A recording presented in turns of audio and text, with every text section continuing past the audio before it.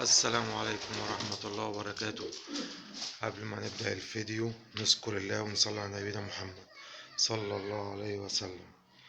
النهاردة جبنا حاجة تنشط الحمام، حاجة من البيت. فوائد العسل والليمون للحمام. العسل الأسود هيخلي كل الحمام هيبيض ويطلع زغاليل زي الساعة، وهيخلي الحمام عندك نشاط وحيوية وكل حاجة. بسم الله ما شاء الله. ان شاء الله هنشوف النهاردة فوائد العسل الاسود للحمام والليمون. بسم الله الرحمن الرحيم. صلى على رسول الله صلى الله عليه وسلم. الناس اللي ما يعرفوش عن العسل والليمون، عن الفوائد، فوائد كتير للطيور، للحمام وجميع الطيور. لازم نستخدمه صح وبنسبة معينة. والنهاردة هنشوف ان شاء الله، هنشرح كل حاجة بالتفصيل وبالترتيب، ونتفرج على الفيديو للنهاية. مش هتخسر اي حاجة، عشان ايه؟ ما يفوتكش اي حاجة من الفيديو، عشان تعملها للحمام عندك، تعملها للطيور، تعملها للدواجن، الفراخ، الرومي، الحمام، جميع الطيور، للبط، بتنفع لجميع الطيور. مش هتخسر حاجة ان شاء الله. هتشوف التركيبة في اخر الفيديو بامر الله بالتفصيل. هنعملها بالترتيب كده، ايه، واحدة واحدة واحدة، واحنا بنتفرج ايه ان شاء الله على الفيديو عشان ما يفوتكش حاجة. طبعا يا جماعة ان العسل الاسود، العسل مكوناته ايه هي؟ ايه؟ بيبقى كالسيوم وحديد ومغنيسيوم وسعرات حرارية للحمام، وبيزود الخصوبة عند الحمام، وبيساعد الحمام على الكالسيوم، مطارد للسموم، مطارد السموم للحمام، وبيخلي جسم الحمام نشيط. وبعد كده بيشتغل في حاجة كمان، بيزود الخصوبة عند الحمام، بيخليه مية. وإن شاء الله هيكون فيه خصوبة أعلى، يعني بيخلي الحمام عالي وصحته حلوة. تمام. وهو غني بالكالسيوم والحديد والمغنيسيوم. هيعالج ضعف الزغاليل وكساح الزغاليل. انا بكلمكم واحده واحده عشان ما يفوتكش اي حاجه. اهو هنعملها دلوقتي وهتشوف كل حاجه. يعالج ضعف الزغاليل والكساح، ويخلي الزغاليل ان شاء الله هتكون قويه ومنها كل حاجه كمان. وبيحفز نمو الزغاليل، وبيزود النمو عند الزغاليل، ويخلي الزغاليل تطلع كويسه. هنشوف على الطبيعه ان شاء الله. هنعمل التركيبه العسل والليمون، هنعملها على السقايه 4 رتل. وقبل ما نعمل اي حاجة ما تنسوش تصلوا على سيدنا محمد، وتشتركوا في القناة وتفعلوا الجرس. كل حبايبنا برا مصر وجوه مصر وفي كل حتة في انحاء العالم، عشان تشجعونا نقدم كل يوم جديد ان شاء الله. وكل يوم هننزل فيديو بامر الله ان شاء الله. تعال نشوف التركيب.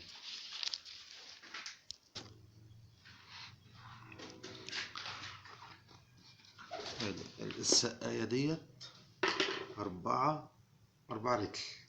هنحط معلقتين من المعلقة الكبيرة بتاع الأكل، معلقتين. لو معلقة الشاي يبقى كل رتل عليه معلقة. ادي معلقة وادي التانية.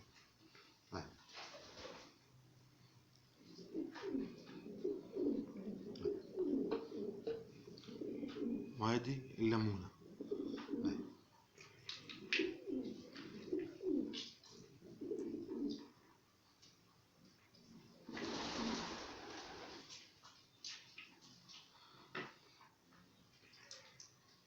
الليمونة تعصر الليمون على عسل. اهم حاجة يكون ايه؟ تعصرها كويس كده. ليمونة على السقاية ومعلقتين كبار عسل. هنحط المية.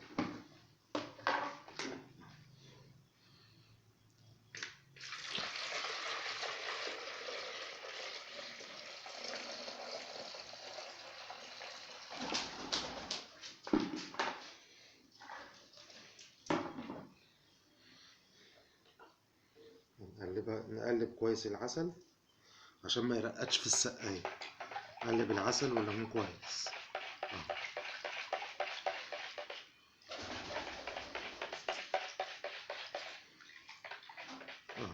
قلب كويس، مش هنخسر حاجة.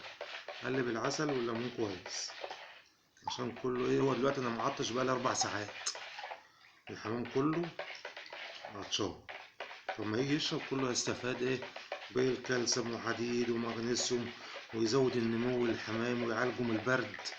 يعني بسم الله ما شاء الله.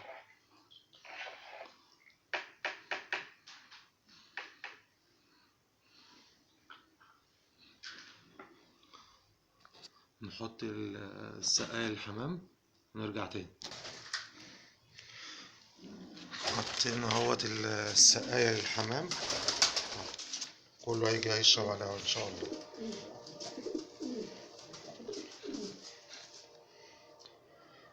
وتحطه الحمام وكله هيشرب منه وهيستفاد بالعسل والليمون، وهيخلي الزغاليل صحتها حلوة ويعالج كل حاجة، وكل حاجة بالأعشاب. يعني كل حاجة بنقدمها، ما بنجيبش أدوية خالص من الصيدلية، بتخلي صحة كلها جميل، وبيعالج من البرد وكساح الزغاليل وكل حاجة. بسم الله ما شاء الله.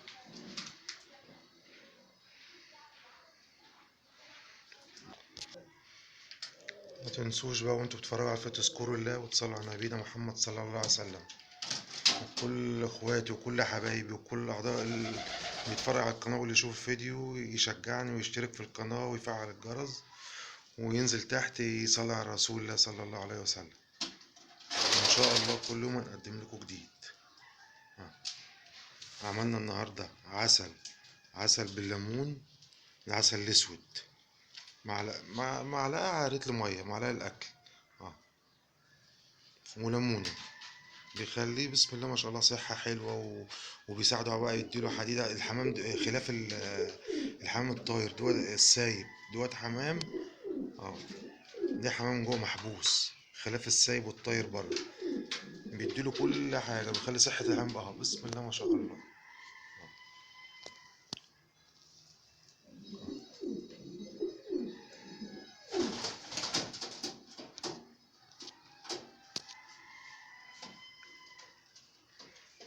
ان شاء الله كل يوم هننزل فيديو، ان شاء الله بجهز المكان، شغالين هناك في المزرعة، هننزل بقى ان شاء الله الدواجن والبط والرومي، واحنا بننزل مع الحمام برضو، وكل يوم هننزل تركيبة بالأعشاب وكل حاجة، يخليه يغنيك عن أي حاجة من الصيدلة البيطري، دي حاجة، وبيخلي كل الطيور بتاعتك بسم الله ما شاء الله حاجة زي العسل، وبيديهم فيتامين وبيشبعهم ويخليهم، يخلي الحمام نشيط مش كسلان، وبيدفي بيدفي الحمام في الشتاء.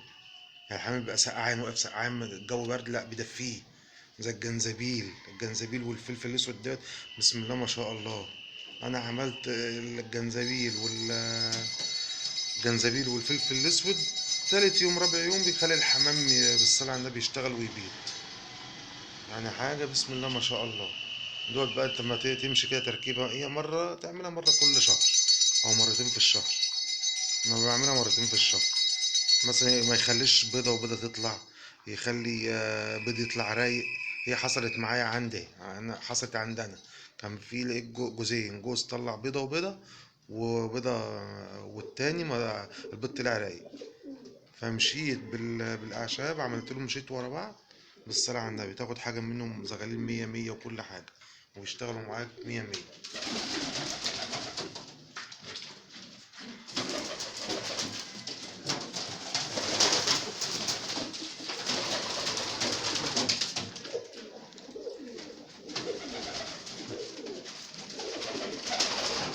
متنساش بقى تشجعونا في القناة وصلوا على رسول الله صلى الله عليه وسلم. والسلام عليكم ورحمة الله وبركاته.